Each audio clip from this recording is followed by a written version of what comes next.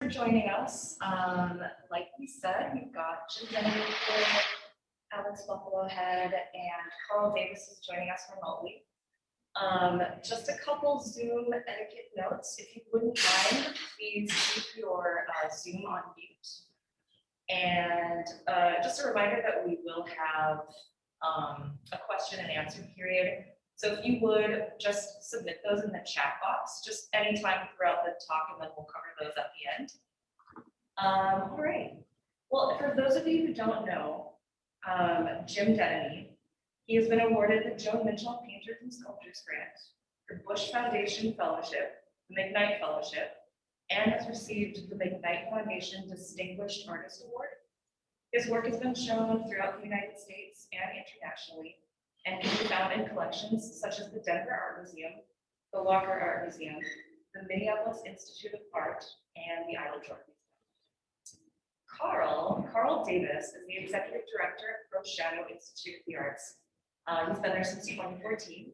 He holds a Master of Arts in Art History from the University of Alberta.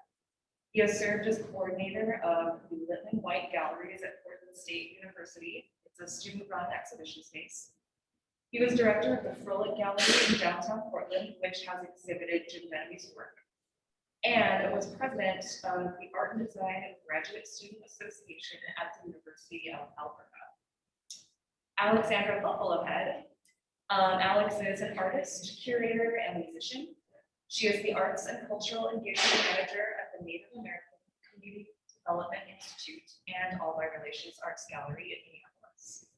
She's a 2019 Emerging Curator Institute Fellow and has curated exhibitions here at Highpoint and artistries in Nez Greenberg Gallery in Bloomington, Minnesota.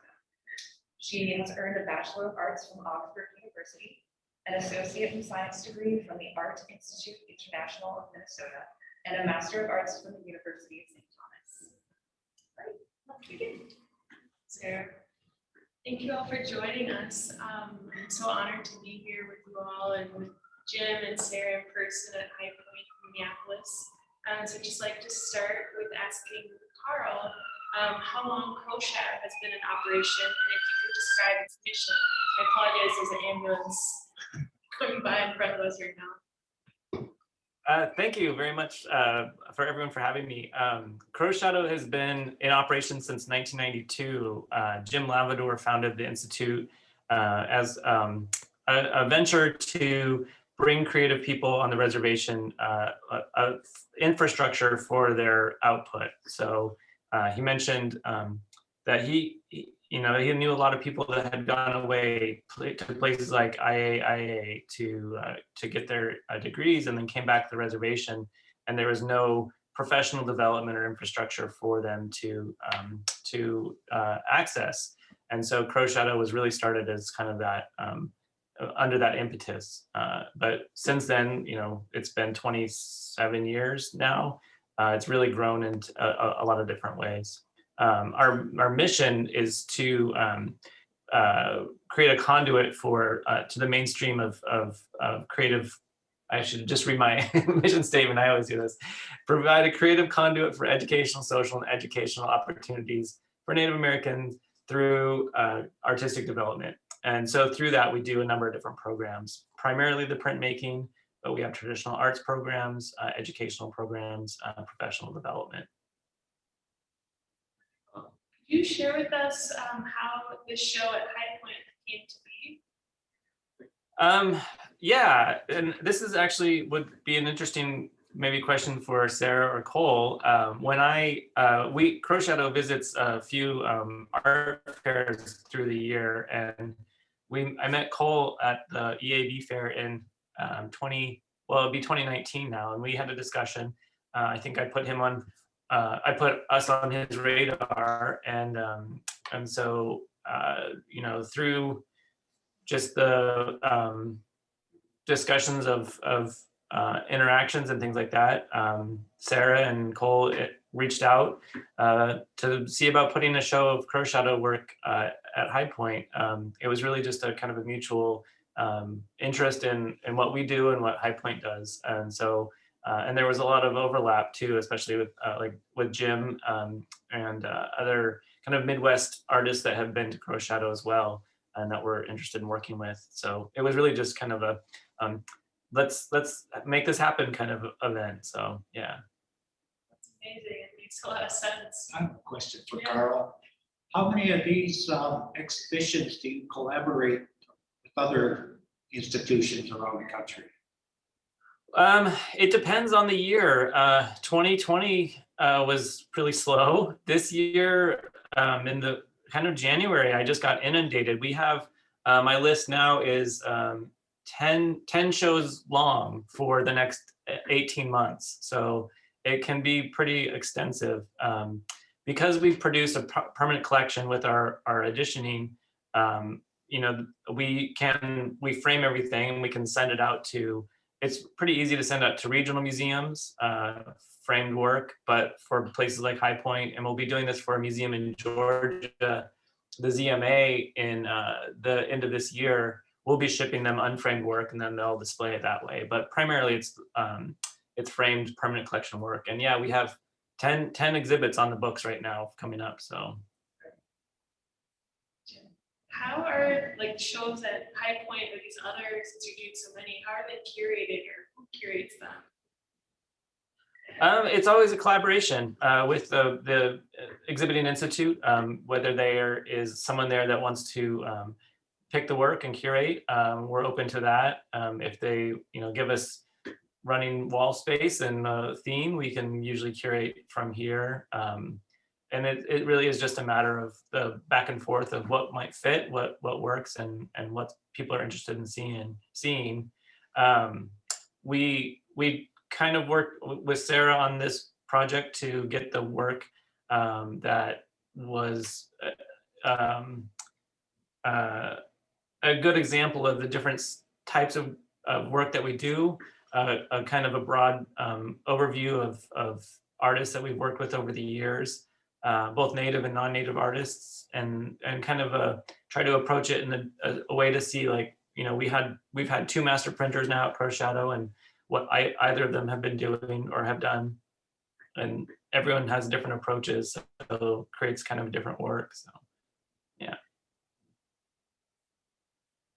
I'm wondering if you could each, maybe Jim first, share like what it's like, the collaboration process as an artist visiting Crow Shadow. It's always great having a master printer do all your work for you. I just do the artwork and they do all the technical stuff, which I know very little of, so it's a great collaboration. But Jim, can I ask you, when you were here, you worked with Frank Jansen. What was that like? Was that the first time you'd met him when you arrived to do work, or was there anything ahead of time before you got here? Yeah, no, that was the first time I met Frank, and his assistant at the time, Laura Fairbanks, also, and it was fantastic. You know, Frank's a wonderful person and friendly man, very gracious and kind. I mean, I just had a wonderful relationship with him, and we produced a great amount of work.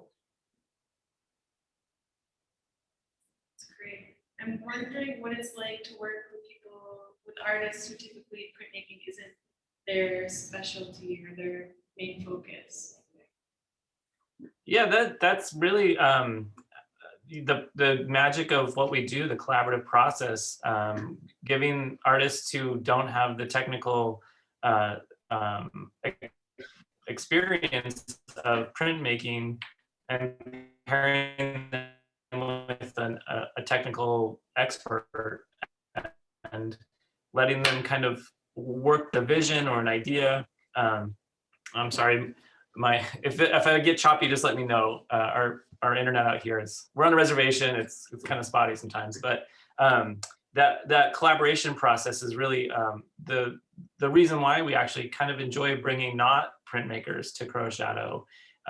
If a lot of times we find those printmakers might already know how to do something and know the limitations of what they're doing, and a painter, you know, or painter or sculptor, they might not know that limitation, and so don't know that they can't ask. And that's kind of where the interesting things happen when something, maybe Judy, our printmaker now, our master printer now, she knows that it's possible, but there's going to be some steps to get to that. But there's always that process to get there. There's never a no, we can't do it. It's let's try it out. And having a painter who might not, know to not ask, that's the wonderful thing that we do that happens. So, yeah. I'm curious, Jim, did you apply for the residency? I think in the search review, I read that you had mailed your 10 sketchbooks that were years worth of your work. Well, no, I did not apply. They reached out to me, invited me to come and do a residency. And I was kind of intimidated that I didn't know what I was going to do and how it was going to be done. And so I shipped out 10 sketchbooks that had all kinds of different ideas. And I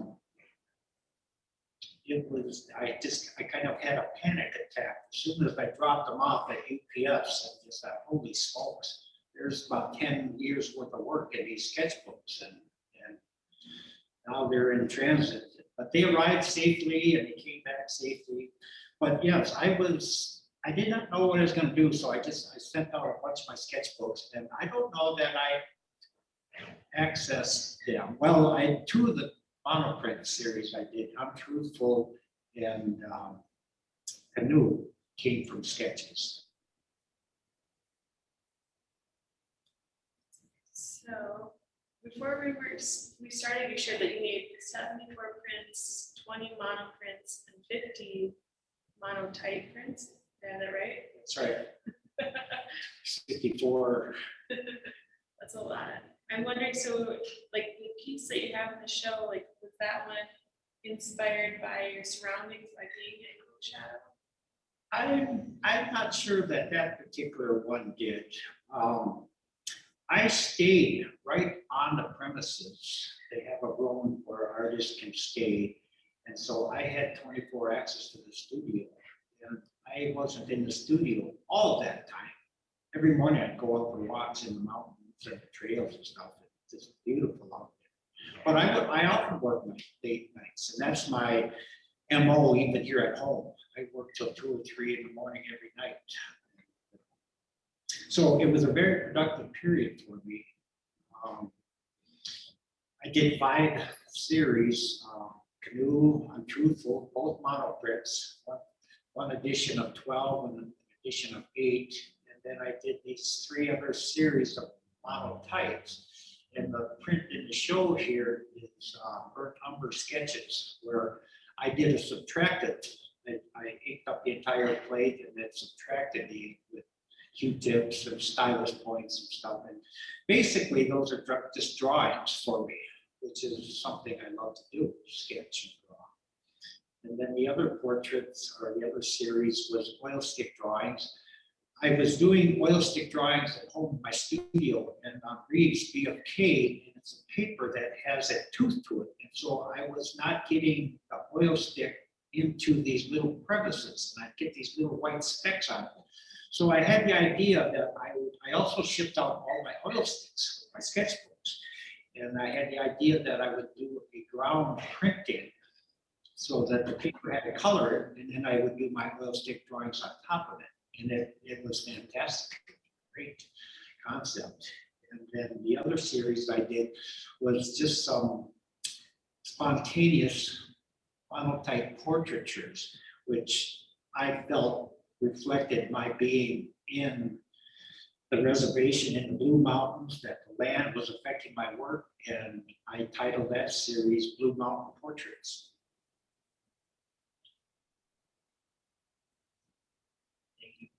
How do you feel when you're using one color versus in your painting? When you're working monochromatic, black and white, burnt umber, composition becomes important then.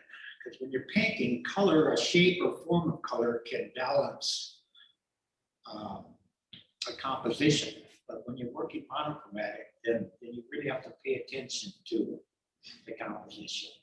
But again, it becomes more of a form of drawing for me, which I started out really not knowing exactly what it's going to look like, and it becomes an exploration. I usually end up in a destination that's unexpected. Sounds fun.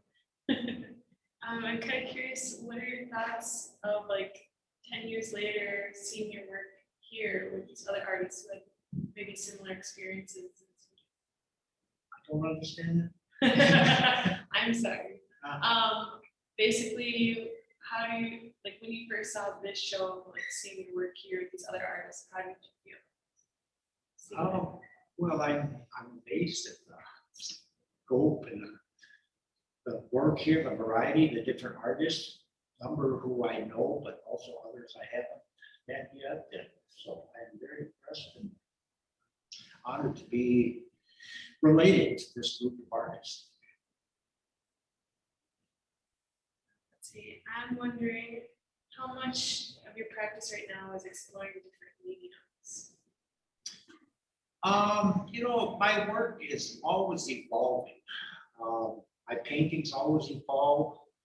My drawings, I constantly sketch. I have probably 40 sketchbooks, over 1,200 sketches in the last 25 years, 30 years. And I've played with printmaking, photography, found object mask making.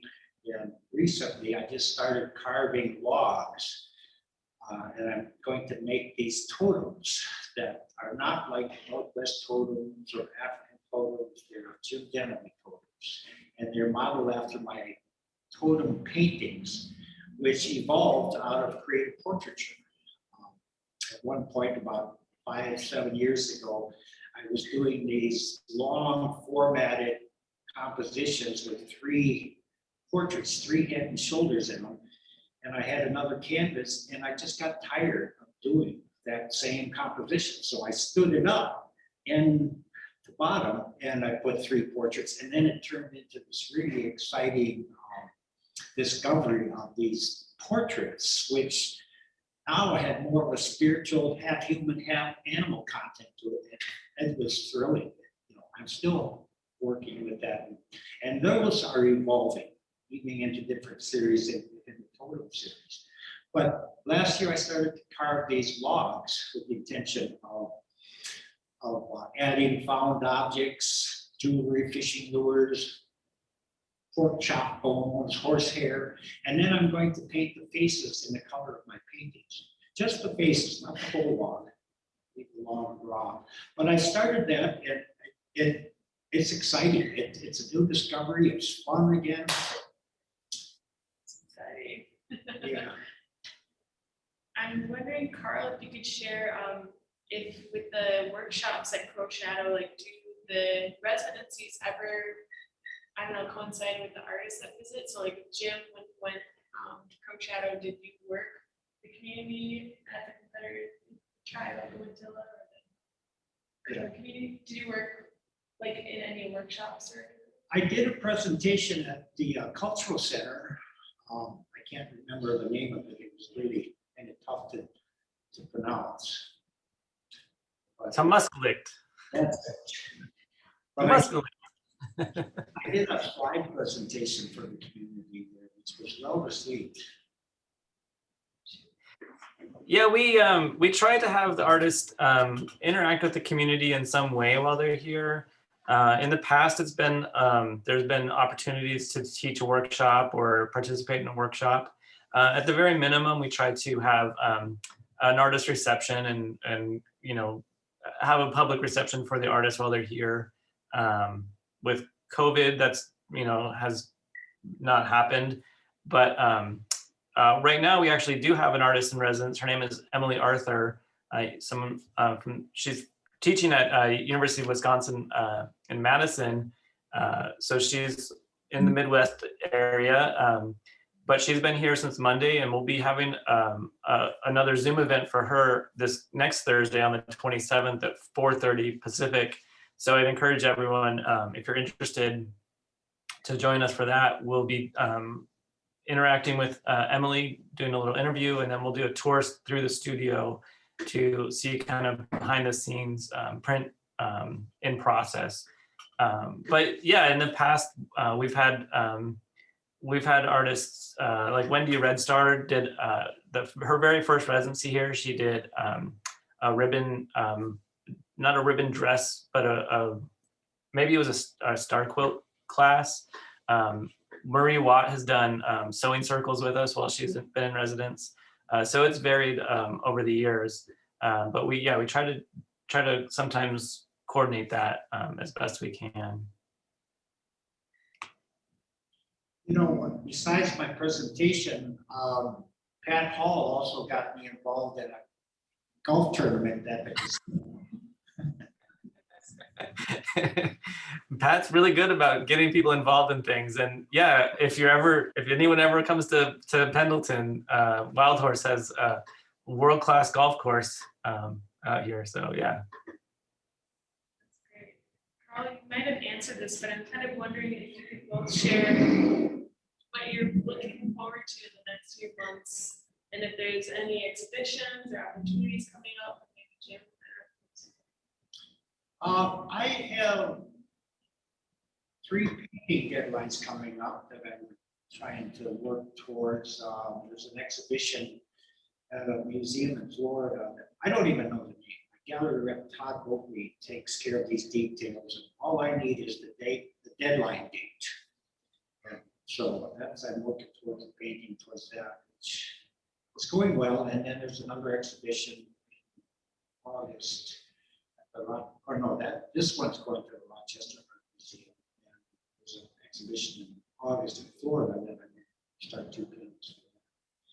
And then I just started an 8-foot by 12-foot painting about the events of 2020 and the insurrection. It's going to be in the style of The Wizard of Oz.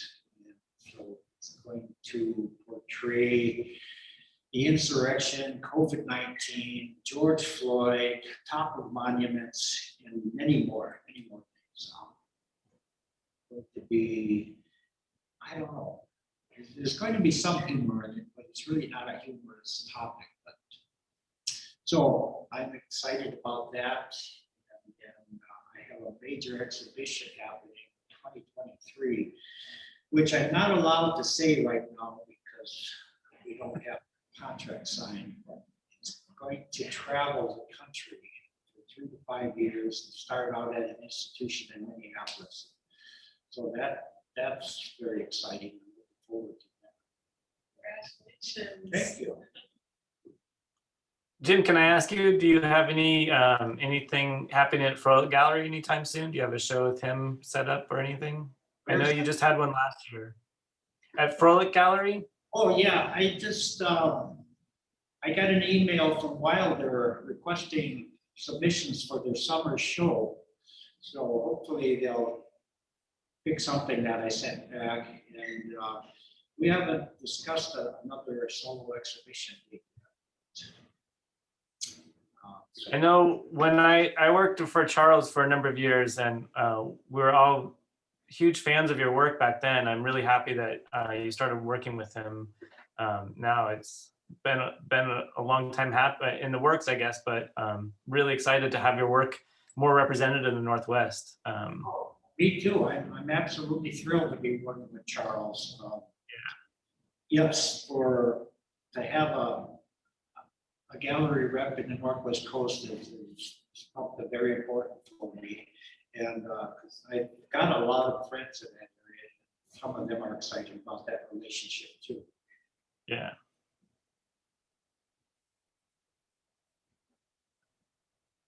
Karl, I don't know if there's anything else that you wanted to share that was upcoming. Yeah, I mean, we have a whole list of things, but as I mentioned, Emily Arthur is here in studio. She'll be here through the 30th, and we'll have a talk with her on the 27th. And her partner is actually coming on that same day. Will be arriving from Wisconsin, John Hitchcock, and he'll be here then through June 12th. And we'll have an online streaming event for him on June 10th. So if you keep your eye out for that on our website. And as I mentioned, yeah, we have a lot of exhibits happening throughout the country, essentially in the next 18 months. Not any other things happening in the Midwest, but we have a couple of shows happening in Oregon, and then as well 2 different shows happening in Georgia, and then actually in late or early 2022, late 22 and 23, we have a major show that will be up at the Plains Art Museum in South Dakota. North Dakota, sorry. Yeah, they're doing a really interesting thing. It's kind of just really beginning, but they'll be pairing artworks from our permanent collection with objects and items from their permanent collection, especially the Native Arts collection, and kind of comparing, not comparing, but kind of presenting them together in certain ways, give dialogue between those items and objects. It should be a really interesting show. And then we have artists in residence happening all through the rest of the year. We have 3 Oregon artists starting in July, Jeremy Okai Davis, and then in August will be Lisa Jarrett, and then in October will be Luhu Akea. So those artists are coming through a grant from Oregon-based foundation called the Ford Family Foundation for Oregon Artists. And then we're very excited that we recently hired a traditional arts coordinator to actually schedule and organize our traditional arts program. Sequoia Connor has been here since February, and she'll be presenting a series of workshops starting in August, every other month for the next 18 months of workshops with local and regional traditional arts masters and workshops. And it's a huge event for us to have this kind of schedule happening. Usually it's 1 or 2 a year on an irregular basis, but now we have it pretty much on the calendar settled. So it's that will be happening, as I said, starting in August. So I could keep going of a lot of other stuff happening. So It's exciting that things are, I don't know, more hopeful now. yeah. And I just wanted to say too about the work at Highpoint. All the work there, I think, is really special in some ways about which artists that we selected and what they did with the master printer while they're here. And just, the 3 pieces behind you, it's kind of an amazing selection too.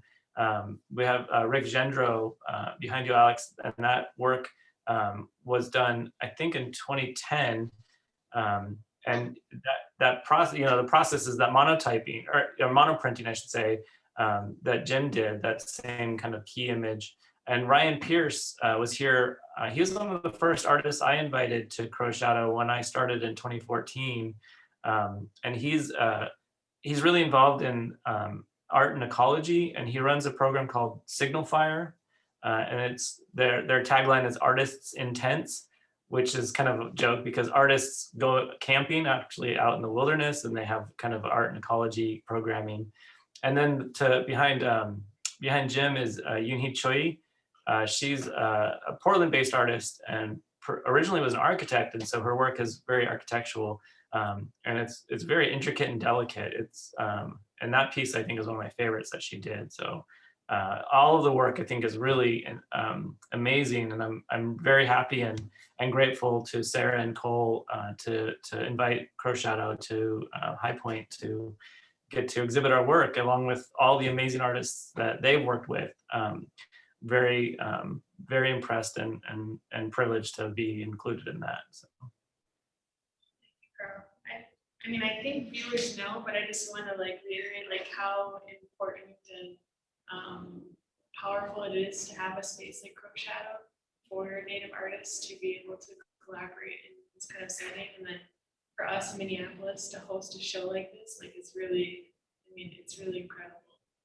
And then just the amount of different artists, it just blows my mind how many there are. Really honored to be able to see them here. Thank you. Thank you. Yeah.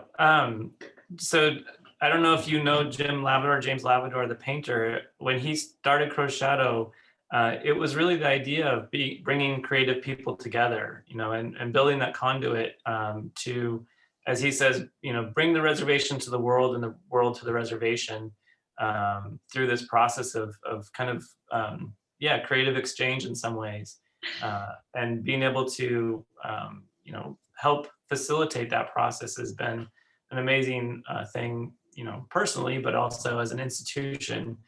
I think I've said this a number of times, and no one's ever corrected me, so I'll just keep going with it, is that we're the only professional print studio on a Native American reservation in the US. I kind of look to like Dorset Fine Arts, and they have their own program, but for the US at least, we're the only institute that does this.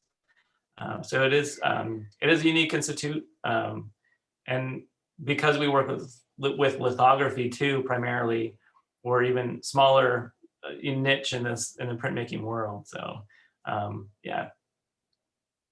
And just for a little context, so it's like basically a sovereign nation, like a country, basically, like its own print shop in its own country.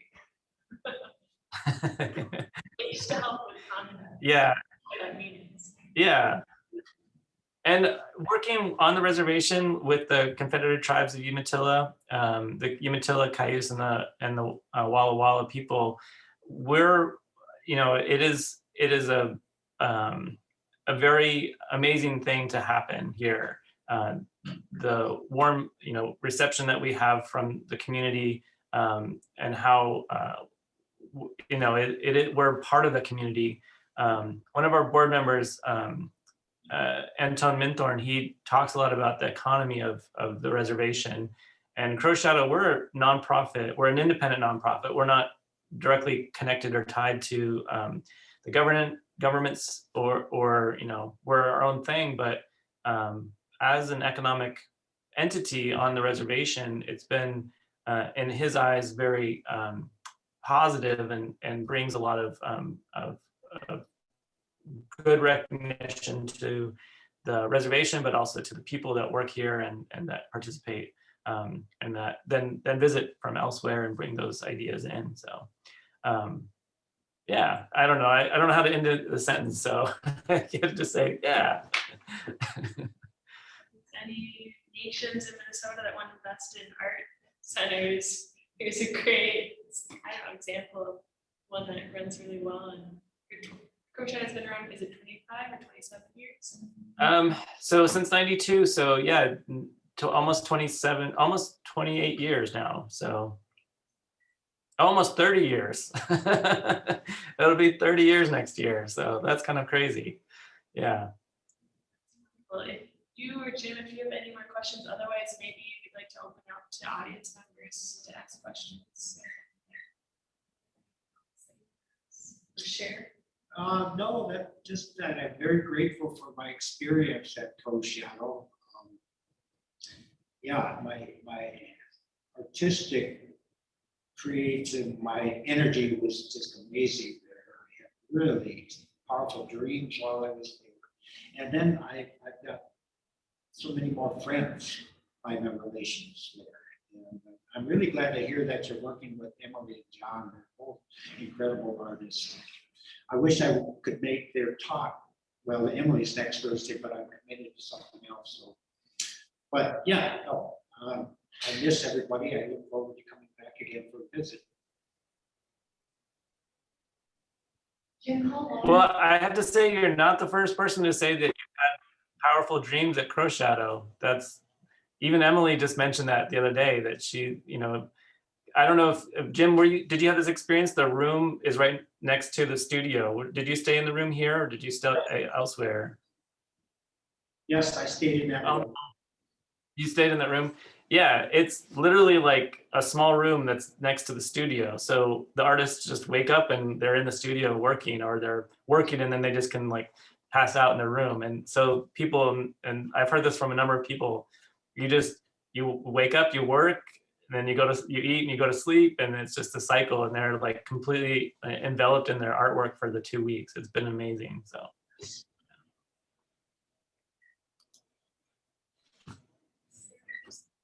Yeah, Jim, how long was your residency at Crow Shadow? Was it more than a week long? It was 2 weeks. 2 weeks, okay, cool. Yeah, our typical residency are 2 weeks. It's a little kind of compressed timeline for an artist to come in and make a series of prints, but it seems to work very well. I don't think we've ever done more than 2 weeks, except maybe Edgar Heapbergs, the very first person we did a residency with. He arrived. They were here for a conference, and the conference ended on September 11th in 2001. And everyone, well, it ended the day before, and almost everyone left it. But Edgar stayed for just to kind of meet with Frank to talk about the next project. And then 9/11 happened, and he got stuck here. He couldn't leave. There was no travel for those 2 weeks, so he worked, and they turned out an 18 color lithograph print. It's just kind of amazing, but yeah. Well, while we're waiting for questions, I did have a couple of questions for Karl, because as an organization that does a very similar thing, I asked our master printer Cole, and he had a few questions in mind too. I'm sure you get some of the same ones. Karl, how do you choose artists to invite to participate in the residency program? It is kind of a word of mouth thing right now. We select artists. We don't have an application process. Just, because we're such a small program and we have pretty limited resources, it really is kind of a discussion between myself, the master printer, maybe one or two board members. Jim Lavador has ideas of artists that we would want to invite. And then we just reach out to those people and see if they'd be willing to do a residency with us. For Oregon-based artists, it's a little tiny different because that funding comes from outside Crow Shadow, and they put stipulations on that, the artists that we can invite with that money. But that's a little different, but primarily it's still just a matter of reaching out, finding artists that we want to work with, seeing their careers and where they're at and what they're producing. And if we think that they benefit or we benefit mutually from a residency, I think that's kind of how we select the people. So are there other considerations then, aside from kind of some of those things that you mentioned, that you would take into account when considering inviting an artist? Primarily we work with Native artists, so that's always the first consideration. We want to give them the space and the voice to work first. We do work with non-Native artists from Oregon through as I mentioned, that funding from the Ford Family Foundation. But then really it's just a matter of there's not really any other consideration other than would they be willing to do it? If they want to work with us, we want to work with them. Yeah. Jim, we have a question from a participant. Do you like to go to a residency with an idea of what you want to create, or do you often find that you end up being more influenced, or just let it come organically? Sometimes I may have a project in mind that I want to work on, but often spontaneous inspiration happens, and I always pay attention to that. Yeah, you mentioned you had some crazy dreams while you were in residence at Crow Shadow. Yeah. Does that often come into play at all, or Oh, yes. does it ever? I Yeah. often sketch my dreams. Yeah. Sometimes they show up in paintings or prints or something. I did a residency in New Orleans at the Joe Mitchell Art Center down there, and it's another incredible land with strong spiritual presence. And just again, a lot of unexpected things happen, and at that point you just let go of any intentions and just respond to what's happening. Aside from the workshops and the presentation that you did, when you were at Crow Shadow on the reservation, how much did you end up interacting with the community when you were out on walks, or just on your downtime? Very little. On my walks, it was all solitary in the mountains and along the stream nearby. But I did interact with the staff, Lori, and boy, I can't remember the office assistant's name, but they all took me to Walla Walla one night for dinner. It was just a fantastic, beautiful evening. Great visit with friends. And then I got to visit Jim Lavador at his studio, and we went out for dinner. And then I would go visit Pendleton. Just explore. Karl, in that vein, do you ever encourage artists to come prepared with an idea, or does Crow Shadow sort of like to leave that open? We encourage artists to have a conversation with the master printer, with Judith, before they arrive, just to discuss, so they might have an idea of what to expect in terms of studio supplies and processes that we use. But we don't dictate that they have an idea before they arrive. We do leave that open to them. Some artists do arrive with, very clear ideas and plans. Some artists arrive, like Wendy mentioned, she thought she had a plan. Wendy Red Star, she had a plan, and then as her drive out, literally in the middle of her drive, she thought, I'm going to do something different. So she showed up and she knew what she wanted to do, but it was nothing like she thought she was going to work on. So that's it happens that way. And we leave that open to the artist, definitely. So when an artist is beginning the process of, as you mentioned, most of the artists that you work with are not familiar with printmaking. How do you get that process going? Does the master printer, suggest a technique, or how much exploration is there to find the appropriate technique that might match their style, or what is that process like? Usually Judith starts the very first morning by pulling out approval to prints from the drawer, and just showing examples, a wide range of examples of different artists and techniques that they've used and the effects that are achieved through those processes, and then they just start to have a conversation. And I wish that I could have Judy here, but she's literally shooting plates right now for Emily. So but yeah, there's that first morning usually is here's what's possible.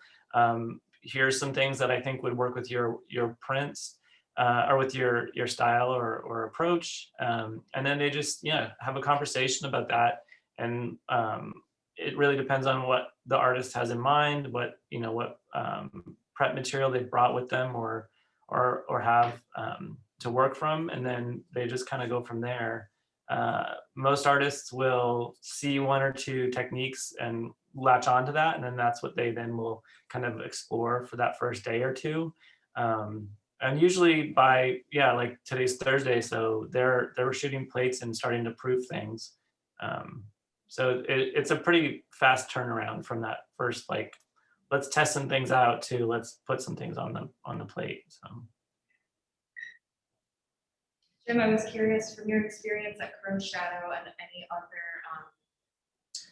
residencies that you may have participated in, do you end up coming home and like applying anything, like techniques specifically? Do you end up incorporating any techniques that you've used into how you produce work then in the future? Well, I don't know about that. It seems like my technique was there before I came and it was there after I came. But yeah, it's just more about being in touch with the spirit of the land. And I've come to learn that the land does affect me wherever I travel to. There is something. I was in Sao Paulo and Rio de Janeiro 2 years ago, and then later I was in New Zealand. And it's just incredible to experience these new lands and people, and trees, and different animals. Yeah, so I'm not sure that my technique changed at all, but, you know, for that period, I was in touch with a new creative inspiration. Energy, yeah. Yeah. Curious, have you ever shown all your work, like one from each location? Like one from a different place, showing like how the land is affected? You know, I was just kind of thinking that while we were standing here, I wish we had examples to show. Like when I was in New Orleans, I did a series of portraits called Bayou Portraits. And to me, you can see how they're related to New Orleans and then how they contrast with Blue Mountain portraits. And then I was in Washington for residency there, and the colors that affected the landscape. They happened there, not here, not New Orleans, you know, so yes, I think it would be really interesting to see that. At your retrospective. It could happen, yeah. I have another audience question, this one directed to Karl. How different is it to work in a traditional gallery, I'm assuming more like Frolic Gallery, versus what you do now at Crouch Shadow, where there's an active print studio, where there's that component? That's a good question. Well, for one, I have to give high praise to Charles Frolic. If you know him or have ever met him, he's one of the most wonderful people I've ever met in my life. And he taught me so much about integrity when it comes to representing artists and letting the art speak for itself first and foremost, and the artist, you know, directing that process. And so I took that to Crow Shadow, and the mission of Crow Shadow is for the artists to work for themselves. And so there's really not much difference in my approach to working for the artists here versus working for the artists in the commercial gallery, because it really is, you know, for them, for that person to make the work to their standards and what they want to say, and then we represent it as best we can. Having the active print studio as publishers, you know, there could be, or, you know, we actively try to fight against any, not fight, I should say, but, you know, we don't influence the artist as they're making the work. They're in the studio producing the prints that they want to produce. What they finish, what they have is then what we represent. We're not in the business of telling an artist what to make and how much and how big and what colors to use. That's, you know, anathema to the collaborative process. It's really the creative side happening. What is produced, we, you know, through that process, it's always of the highest quality and amazing work. And because we get to choose which artists we work with, we know that work is going to be fantastic no matter what. So I don't see much difference in how we approach it. I mean, there's of course the nonprofit side, and you know, you don't have to write grants in a commercial gallery, and I'm writing grants all the time here, so it's that aspect is different. But I think it really does boil down to the how we work with artists and trying to represent their work as best as we can. So. Well, just a quick reminder, please, if you do have any other questions for Karl or Jim or Alex, just type them right into the chat box so that we can see them. I had another question for Jim, kind of bouncing around here, but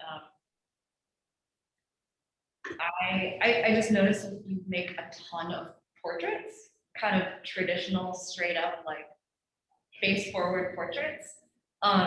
In a lot of your other work too, the large scale works, you have a lot of other characters involved, but the portraits, I feel like there's a lot of people and then there are rabbits.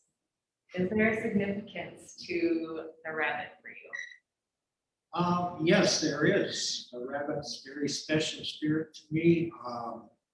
And I've had this connection since I was young, maybe 10 years old or so, when I used to spend my summers up on the reservation in Hayward, Wisconsin. And throughout my life, I've noticed the rabbits, and they showed up at very profound moments in my life, especially in unexpected places. And so I recognize this connection, and I didn't really start out to portray them in paintings, but they would show up in the brushstrokes and the color juxtapositions or something, and I would just say, holy smokes. But then I do start to use the rabbit image as sometimes it's my persona. Like the one here in the gallery is I often wear a vest. Some of my art receptions and all kinds of stuff. So I call a lot of these rabbit portraits the best Indian artist. But they also show up in other fashions and more of my spiritual and erotic work. Yeah, I love the rabbit. Yeah, I do too. I'm wondering if the rabbit's ever a trickster character, or if you designate a coyote or specific animals as your tricksters. You know, I have not designated him that, but I do see the rabbit as a strong being. I came out of my studio one night and we had this fresh powder of snow, and I saw these rabbit tracks all around the house. And so I just made this quick little poem in my head. I said, a fresh snow, rabbit tracks all around the house, I'm being watched over at night. And so I told my wife about this, that the rabbit comes and protects us from evil spirits and intruders and stuff. And one day we went outside and there was a rabbit head in our driveway that got devoured by a coyote or something. And I said that this rabbit was protecting us. And she said, well, it doesn't look like he did a good job. I said, well, he did. We were unharmed. So I love attaching these stories to the rabbit. And there's more. I should write them all down. Yes, And yes, compile you should. the whole concept sometime. Yeah, love that. Well, I don't see any more questions in the chat, so I think it's a good time to say goodbye for the afternoon. Again, I'm just gonna sneak in here to say our thank yous. Again, Karl and the team at Crow Shadow were so delighted to be able to share this work with the Twin Cities community. It's really been fun and an honor to work with a studio who has such a common mission in mind. And thank you to Jim and Alex, of course, for their generosity, time, and expertise. And just as a reminder, Crow Shadow has an extra long run. We're open, this show is open until July 17th. We have weekday hours and we're open Saturdays noon to 4. So if you can come and see the show, it's definitely worth stopping by. There's such a variety of technique and style. So please come in. Thank you so much. Thank you. Bye. Bye, Karl. Thank you. Nice to meet you, Karl, and everyone. Nice meeting you all too. Have a good day. You too.